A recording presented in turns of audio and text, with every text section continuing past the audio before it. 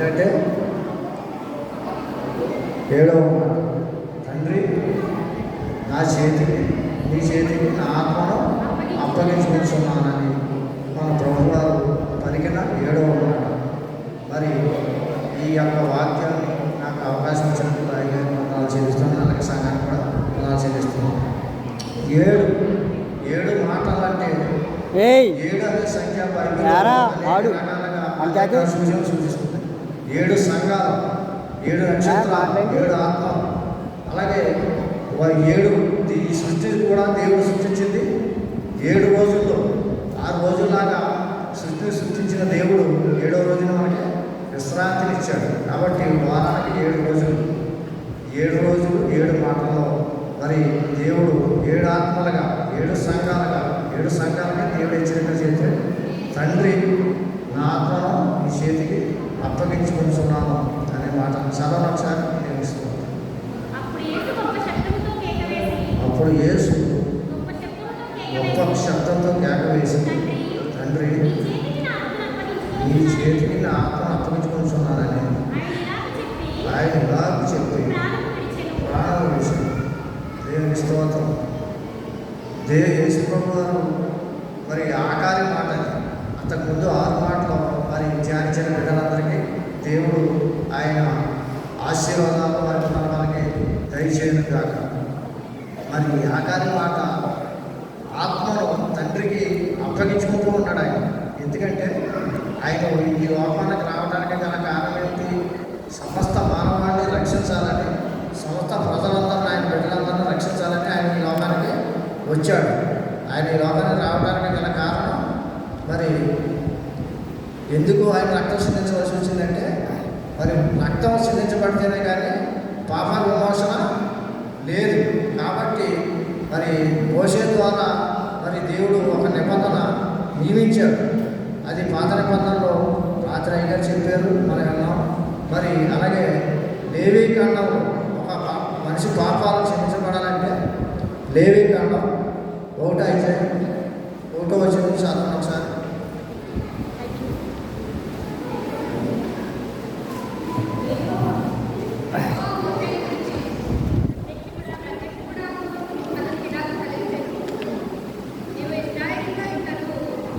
Phone ఉండే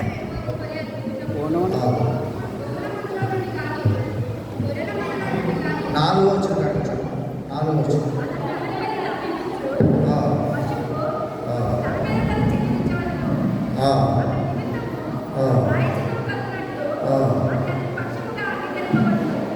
దేవునికి స్తోత్రం. హల్లెలూయా. ఇక్కడ మరి పూర్వకాలం అయితే పాపాలు క్షమించబడాలంటే మరి రక్తాన్ని చిందించబడాలి. ఇశ్రాయేలు ప్రజలను ఐగుప్తు దేశం నుంచి దేవుడు బయటికి రప్పించడానికి ఏం చేయమన్నాడో, పశువులు వధించుకుని మీరు ఆ రక్తాన్ని గుమ్మాలకైనా మరి పైగా కమ్ములకు నిలుగుములకు రాసుకోండి. అది దేవుడు ఆపద వచ్చినప్పుడు మీకు ఆ ఆత్మ మీ మీదకి రాకుండా, ఆ శత్రువు సమూహం మీ మీదకి రాకుండా ఆ గుర్తు మీదకి వస్తుంది. కాబట్టి మీరు ఈ పని చేయండి, ఆ మాంసం మీరు మరి శుభ్రంగా వండుకుని తినండి అన్నాడు. రక్తం మరి ఆ ప్రజలను రక్షించింది. ఎందుకు రక్షించింది? ఆ గుమ్మం మీద ఉన్న రక్తాన్ని చూసి ఆ మరణ తప్పిపోయింది. మరి వారు తిన్న మాంసం వారికి శక్తినిచ్చింది, బలాన్నిచ్చింది. ఎందుకంటే వారు ఆ రాత్రి ఆ తెల్లవారి మరి ఆ దేశంలో బయలుదేరి వెళ్ళాలి. కాబట్టి ఆ యొక్క శక్తిని పొందుకోవడానికి ఇచ్చింది. మరి ఎక్కడైతే లేవీ కాండంలో అయితే ఇక్కడ మరి గొర్రె పిల్లను, గాడి పిల్ల అయినా సరే దేవుడికి అర్పించాలన్నప్పుడు మందలోంచి తెచ్చినప్పుడు నిర్దోషమైంది అంటే దాన్ని దేవుడికి అర్పించేటప్పుడంట దాన్ని ఏం చేయాలంట? ముందు ఎక్కడ తీసుకురామన్నాడు? ఎక్కడికమ్మా? ప్రత్యక్ష గుడారం ద్వారం దగ్గరకు దాన్ని తీసుకురావాలి. అప్పుడు ప్రత్యక్ష గుడారం దగ్గరంటే దాన్ని బలి ఇవ్వడానికి సిద్ధపరచాలంటే ఏం చేయాలంటే యాజకుడు దాన్ని ప్రార్థన చేయాలి. దాని మీద చేతులు వచ్చి యాజకుడు ప్రార్థన చేయాలి. దాని మీద చేతులు ఎవరు ఎంచాలి? దాన్ని ఎవరైతే బలిగా అర్పించడానికి తెచ్చారో వారి చేతులు దాని మీద ఉంచాలన్నమాట. అప్పుడు యాజకుడు ప్రార్థన చేసేవాడు. ఏమని? ఈ సంవత్సరం అంతా వీళ్ళు చేసిన పాపాలన్నీ కూడా ఈ జంతువులోకి వెళ్ళిపోవాలి, ఈ ఈ జంతువులు బలర్పించడం ద్వారా ఈ రక్తం ద్వారా వారి పాపాలు విమోచించబడాలి అనేది ఒక దేవుని నిబంధన అన్నమాట. దీనికి అర్థం ఏంటంటే సాదృశ్యంగా గెత్సేమనే తోటలో మన ప్రభువారు మరి ఈ లోకంలో బలైపోయే ముందు మరి ఆ రాత్రి ప్రార్థన చేశారు. శిష్యులు కూడా మెలుగుగా ఉండి ప్రార్థన చేయమన్నారు. అయితే శరీరం సిద్ధమే కానీ ఆత్మ సిద్ధమే కానీ శరీర బలహీనత వల్ల వారు ప్రార్థించలేకపోయారు. నిద్రనే సాతాను వారిని కమ్మేసింది. అయితే దేవుడు మరి గెత్సేమనే తోటలో ప్రార్థించారు. ఏమని? ఈ చిత్తమైతే ఈ గిన్నెని నా ఇద్దరి నుంచి తొలగిపో. నా గిన్నె ఏంటి? మన లోకంలో ఉన్న మన అందరం చేసిన పాపాలు ఆ గిన్నెలో నింపబడ్డారు. కానీ ఈ చిత్తం ఎలా జరగాలో అలా జరిగించుకున్నారు. కాబట్టి అవన్నీ కూడా మనం చేసిన నేను చేసిన పాపాలన్నీ కూడా ప్రభువు మీద మోపబడ్డాయి. నిర్దోషమైన రక్తం కావాలి కాబట్టి మరి ఈ కోడిలో మేకల యొక్క రక్తం వల్ల అవి కూడా మైలుపడి ఉన్నాయి. కాబట్టి దేవుడు ఏం ఆలోచన చేశాడంటే ఈ నిబంధన నిర్మించాడు కదా, సంవత్సరానికి ఒకసారి ప్రతి కుటుంబం దేవుడికి నైవేద్యం పెట్టాలి, రక్త ప్రోక్షణ జరిగించాలనే నిబంధన పెట్టాడు. కాబట్టి ఈ ప్రజలు ఏం చేస్తున్నారంటే అదొక ఆనవాయితీగా అయిపోయి దేవుడు అంటే భయము భక్తి లేకుండా సంవత్సరం చెయ్యాలి. కాబట్టి ఏదో కోళ్ళు మేకలో లేకపోతే ఒక గొర్రెనో తీసుకెళ్ళి ఆనవాయితీగా ఇవ్వడం మొదలుపెట్టారు. అంతేగాని దాన్ని దేవుడు భయభక్తులుగా ఇవ్వటం లేదు, భక్తి లేదు, శ్రద్ధ లేదు వారిలో. అప్పుడు దేవుడు బాధపడుతున్నాడు. ఏమని? యెషయా గ్రంథం 1వ అధ్యాయం చదవండి.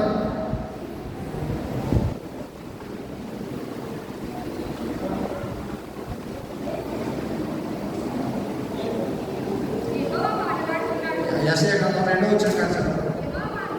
యెహోవా మాటలాడుచున్నాడు, ఆకాశము ఆలకించుము, భూమి చెవియొగ్గుము. నేను పిల్లలను పెంచి గొప్పవారిగా చేసి వారు నా మీద తిరగబడి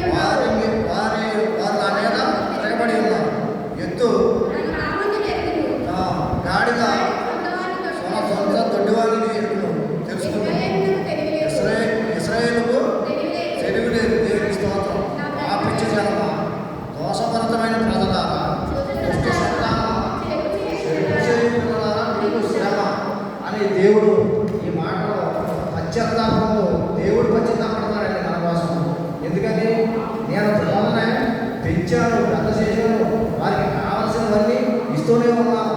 మనం ఉన్నామండి, మన తల్లిదండ్రులు ఉన్నారు. ఒకప్పుడు మన తల్లిదండ్రులు మన పరిస్థితులు చూస్తే పూటకి కూడా గదిలేని పరిస్థితులు.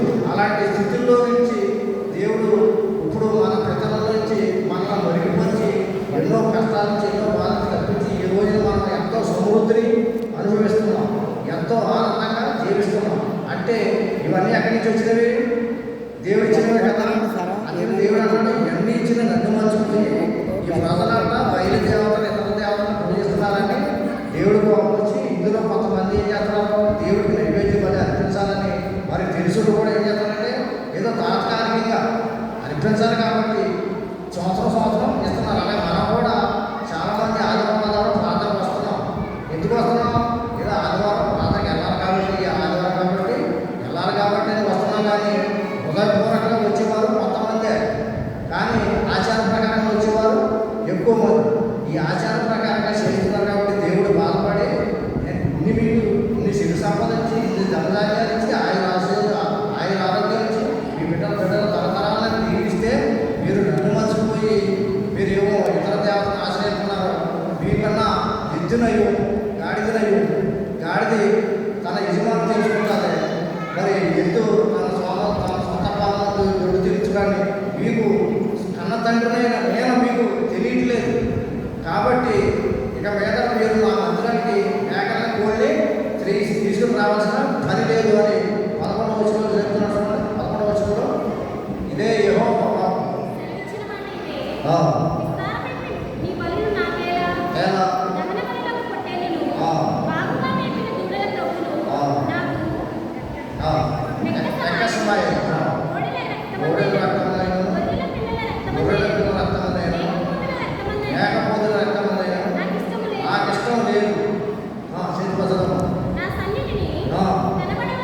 నా సన్నిధిని కనబడవలనని మీరు ఇచ్చుతున్నారే.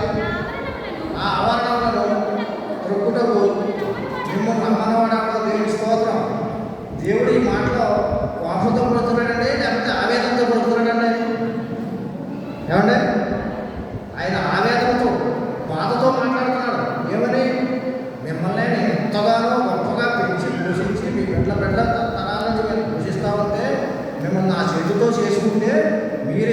పరదేవతను ఆశ్రయిస్తున్నారో ఆ ఎద్దులు గాడిదలు రైతు నిజమైన దేవుడిని ఆదరిస్తున్నాయి.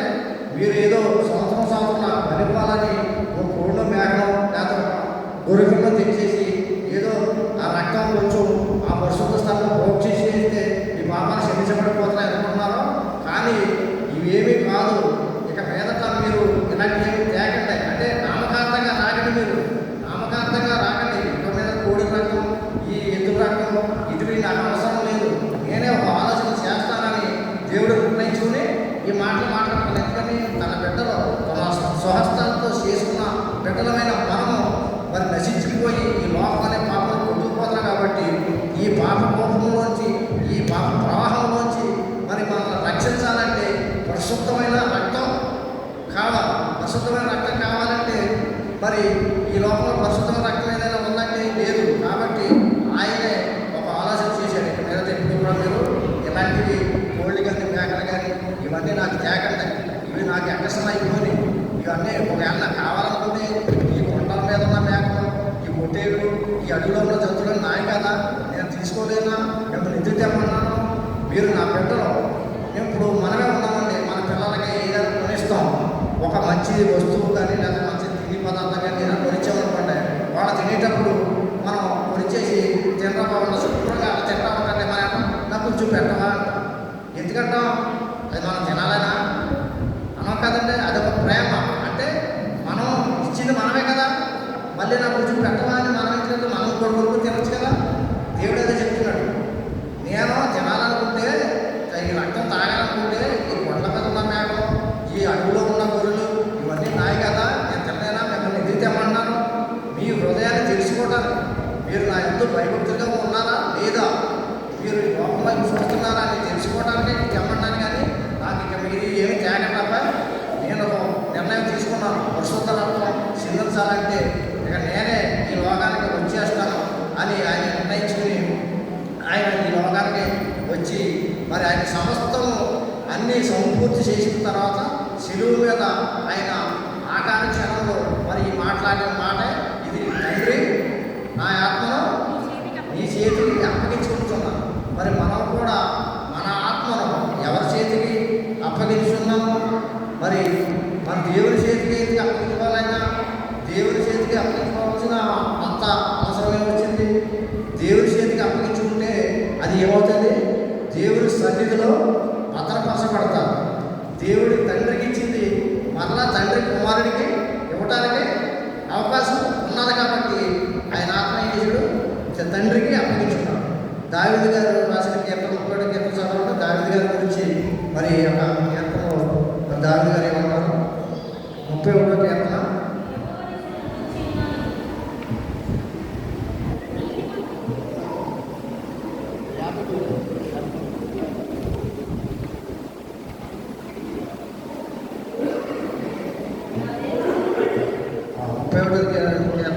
59 వచ్చింది.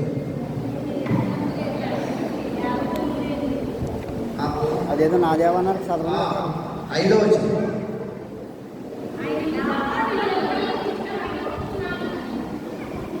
ఆయన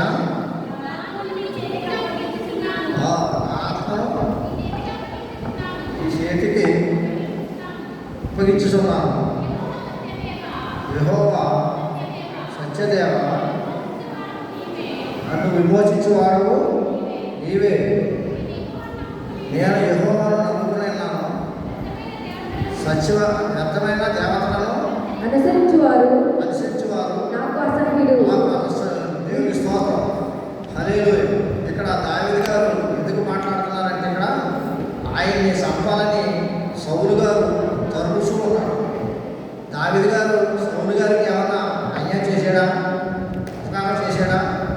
సౌలు ఇంకా చెప్పాలంటే సౌలు గారు చేయవలసిన పని దావీదు గారు చేశాడు కదండి. ఇప్పుడు గొలియాత్ అనే ఒక యోధుడు, ఒక గొప్ప బలవంతుడు ఆ దేశం మీదకి ఆ సౌలు మీదకి యుద్ధానికి వచ్చినప్పుడు సౌలుని రాజు దేశాన్ని రక్షించవలసిన వాడు ఎవడో రాజే కదా. సౌలుని యుద్ధం చేసి ఆ దేశ ప్రజలను కాపాడాలి కదా. కాపాడవలసిన పోయి కాపాడకుండా ఆయన ఇంట్లో ఉన్నాడు. రాజు మహారాజు ఇంట్లో ఉన్నాడు. మరి దావీదు వాళ్ళ అన్నగారికి ఆహారం పట్టుకెళ్ళిన తండ్రి అసగా చెప్పినప్పుడు పట్టుకున్నప్పుడు మరి ఆ యొక్క గొలియాతు చేసే యొక్క శబ్దాలు అది చేసే సవాలు విన్నాడు అన్నమాట. విని అప్పటికే దావీదు గారు దేవుడితో అభిషేకించబడ్డాడు. ఎందుకని సౌలుకు తర్వాత రాజు దావీదు గారే. ఇశ్రాయేలు ప్రజలకు మొట్టమొదటి రాజు సౌలు అయితే రెండవ రాజుని దేవుడు అభిషేకించాడు. ఎందుకంటే సౌలుని దావీదు ఆశీర్వదించి గాడిదలు కాసుకుని సౌలుని ఆశీర్వదించి అభిషేకించి ఆ దేశం మీద రాజుగా చేస్తే మోయాబు దేశం మీద యుద్ధానికి వెళ్ళి అక్కడ శాపగ్రస్తమైన వాళ్ళన్నింటినీ నాశనం చేసేసి వచ్చామని చెప్తే ఈ సౌలు ఏం చేశాడు? అందరూ కొంత శాపగ్రస్తమైనంతా కూడా తెచ్చుకున్నాడు. మంచి అని తెచ్చుకుంటే దాన్ని బట్టి దేవుడికి వచ్చింది కోపం వచ్చింది. మనం కూడా అంతే. దేవుడు మనకి ఎన్నో ఆశీర్వాదాలు, ఎన్నో అవసరతలు, ఎన్నో అక్కరలు, ఎన్నో బాధల్లో నుంచి మన దేవుడు రక్షిస్తే ఈ ఆశలన్నీ తీరిపోయాక మనం పైపెట్టి ఎక్కేసి మనం ఏసీ గదిలో పడుకొని పట్టు పరుగుల మీద పడుకొని ఇవన్నీ ఇచ్చి దేవుడిని మర్చిపోయి పక్కోడి లాగేసేవాళ్ళు రాశారు. పక్కోడి దగ్గర రాశారు. పక్కోడికి లాగేసుకుని పక్కోడి ఆశీర్వాదం కొట్టేది, లేకపోతే పక్కోడి దోచేసుకోవాలి అనుకుంటాం. దేవుడు ఇచ్చింది కాకుండా ఇంకా అక్రమంగా అన్యాయంగా సంపాదించేసుకోవాలని అనుకుంటాం. సౌలు కూడా అదే అనుకుంటాం.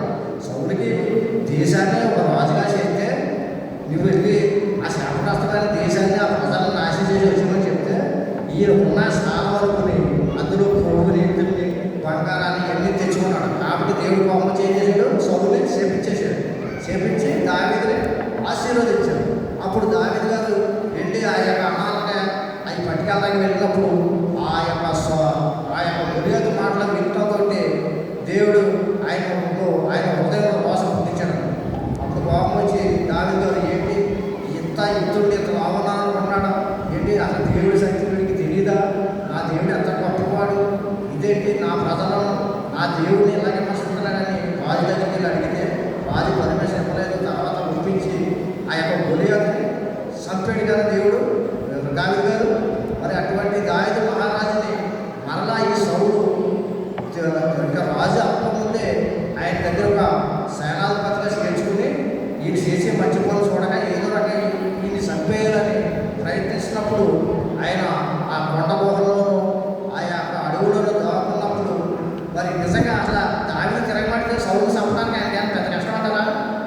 ఏమంటే సౌలు చంపాలంటే దావీదు పెద్ద పని కాదు కదా. ఎందుకు చంపలేదు? సౌలు దేవుడిచే అభిషేకించబడడం అంటే పుట్టకూడదనేది ఆయన ఒక నీతి. ఆయన ధర్మంగా దేవుడు నన్ను అభిషేకించాడు, దేవుడి సిద్ధమైతే ఏదైనా జరుగుతుంది కాబట్టి అభిషేకించిన వాడిని ఇలా పుట్టకూడదని ఆయన పారిపోతూ ఉంటే ఆ కొండ గుహం నుంచి ఈయన మరి ఆర్తనాదాలు చేస్తున్నాడు. ఏమని దావీదు గారు చదవన్న 4వ వచనం కానించి నా ఆశ్రయ దుర్గమ్మ నన్ను చిక్కుకున్నట్టుగా శత్రువులు రహస్యంగా ఒడ్డిన వలల నుండి నన్ను తప్పించు. నా ఆత్మను నీ చేతికి అప్పగించుకుంటున్నాను. యెహోవా సత్యదేవా నన్ను విమోచించువాడు నీవే. దేవుని స్తోత్రం. హల్లెలూయా.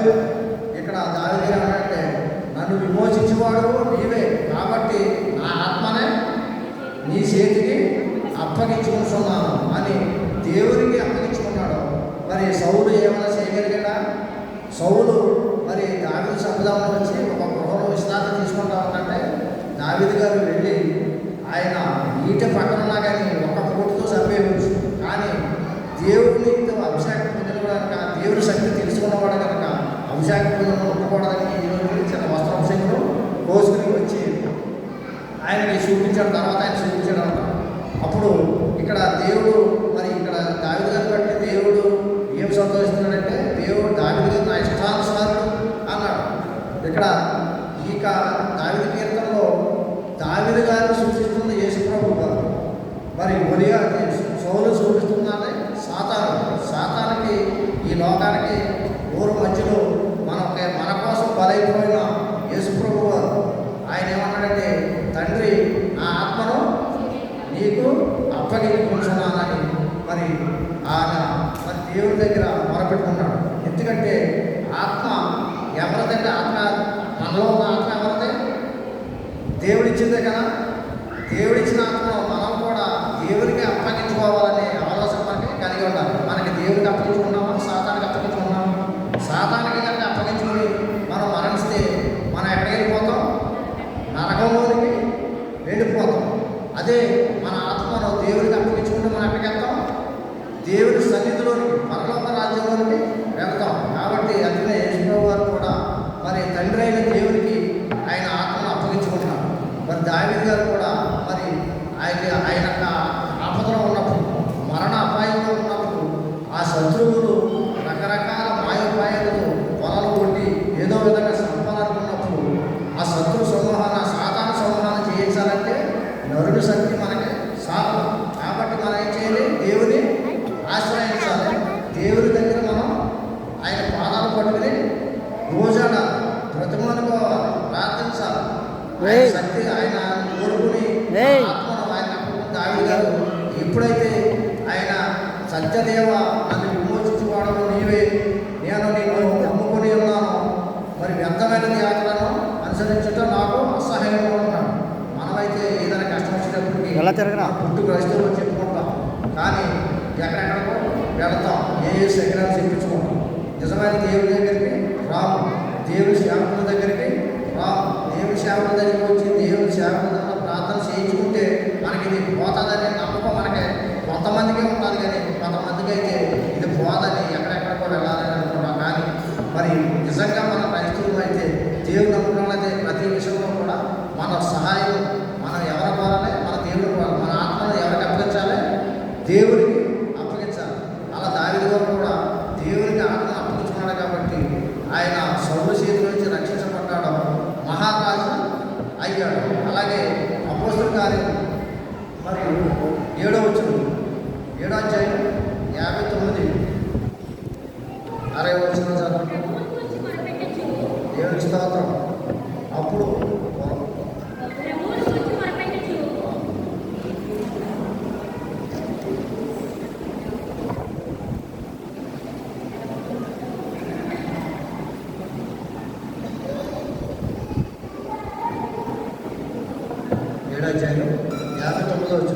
ప్రభువును కూర్చి మొరపెట్టుచు యేసు ప్రభువా నా ఆత్మను చేర్చుకోమని శ్రమను పలుకుచుండగా వారు అతను రాళ్ళతో కొట్టిరి.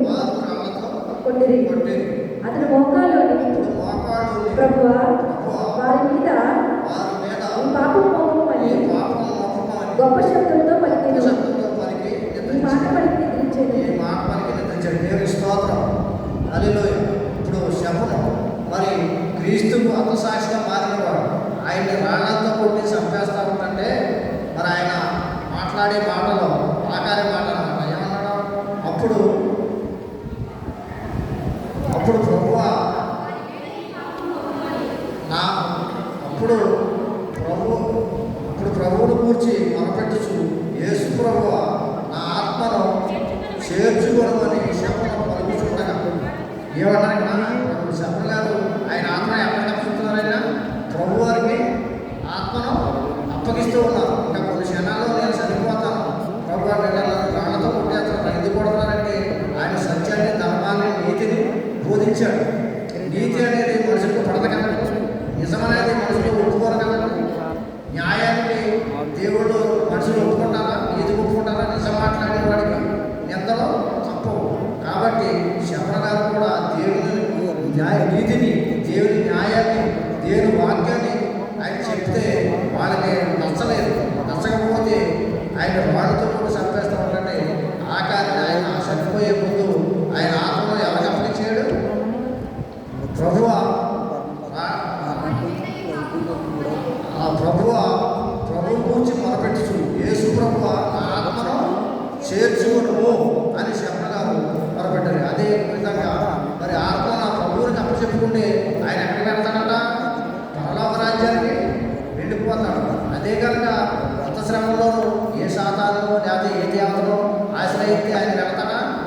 అంతకాలం చేసిన భక్తి అంతా కూడా వ్యర్థమైపోతాడు. కాబట్టి ఆయన చేసిన నీతిని బట్టి, ఆయన వెతికిన రాజ్యాన్ని బట్టి ఆయన ఆత్మను ఎవరికి అప్పగించున్నాడో? ప్రభువా నా ఆత్మను నీకే అప్పచెబుతున్నానని ఆయన ఆకారాన్ని వారిని క్షమించు, ఈ దోషం మరి వాళ్ళ మీద ఉంచుకొని మరి ఈ పాపం వాళ్ళ మీద వేయకూడదు అని ఆయన మరణించాడు. మన ప్రభు వారు కూడా మరి అదే కదా అన్నారు, తండ్రి మీరు ఏం చేస్తున్నారో మీరు కనుక వీరు క్షమించమన్నారు. ఇక్కడ శబర గారు కూడా ఎవరు పోలి ఉన్నారో యేసు ప్రభు వారిని పోలి ఉన్నారు. దావీదు గారు కూడా ఎవరు పోలి ఉన్నారో యేసు ప్రభు వారిని పోలి ఉన్నారు. అంటే వారిలో ఏముంది? దేవుని యొక్క భక్తి ఉంది, దేవుని యొక్క నీతి ఉంది, యథార్థత ఉంది. కాబట్టి వారు ఎన్ని కష్టాలు వచ్చినా ఎన్ని నష్టాలు వచ్చినా వారి ఆత్మను ఎక్కడ అప్పచెప్పుకున్నారో దేవుని సన్నిధిలో దేవునికి అప్పచెప్పుకున్నారు.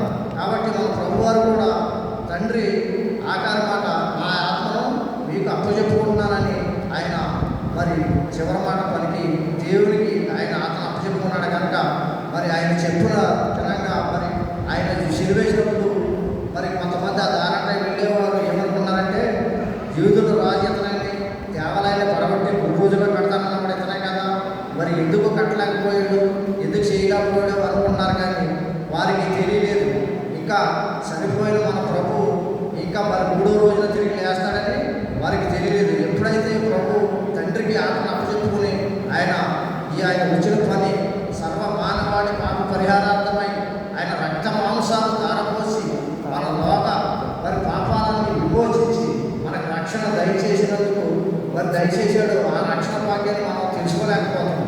అందుకనే మరి యెషయా ద్వారా మరి దేవుడు మాట్లాడుతున్నాడు, నా పిల్లలకి తెలివి లేదు, ఇశ్రాయేలుకి తెలివి లేదు. ఇశ్రాయేల్కి ఏమన్నా ఇశ్రాయేల్కి తెలివి లేదు.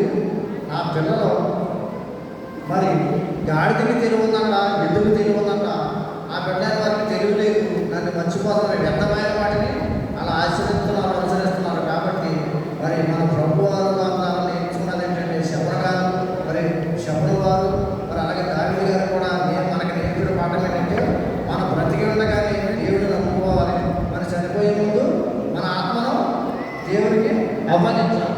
కాబట్టి మన తండ్రి ప్రభువారు ఎలాగైతే ఆయన ఆత్మను దేవుడికి అప్పగించుకుని ఆయన వచ్చిన పని సమాపనం చేసి మనందరికీ ఈ గొప్ప రక్షణ సర్వలోకానికి గొప్ప రక్షణ ఆయన ఇచ్చారు కనుక ఆ రక్షణ మనం అందించుకోవాలంటే మనం ఏం చేయాలి? మనలో ఉన్న దుర్నీతిని తొలగించుకోవాలి, మనలో ఉన్న అజ్ఞానాన్ని తొలగించుకోవాలి, మనలో ఉన్న అసూయను ద్వేషాన్ని తొలగించుకోవాలి, మనలో ఉన్న అబద్ధాలను తొలగించుకోవాలి. ఇలాగా అన్యాయానికి సంబంధించినవన్నీ కూడా తొలగించుకుని ప్రభు అయిన యేసుక్రీస్తు నామములో మరి విశ్వాస పాటలు యేసుక్రీస్తు యందు బయలుపరచుకుని మరి మనం బలివ్వాల్సింది కోడిల్ని మేకలే కాదు, కానీ మన హృదయాన్ని కూడా దేవుడికి ఇచ్చి హృదయ శుద్ధి చేసుకుని, హృదయ శుద్ధి గల వారు దేవుడి శుద్ధిని మన హృదయాన్ని శుద్ధి చేసుకుని దేవుడిచ్చిన యొక్క గొప్ప రక్షణ భాగ్యాన్ని మనం పొందుకోవాలని దేవుడు మరి ఎలాగైతే తిరిగి 3వ దినం లేచి మరి పరలోకానికి ఎక్కి మరి ఆయన తండ్రి వైపు కూర్చున్నట్టు ఆయన 3వ దినం లేచి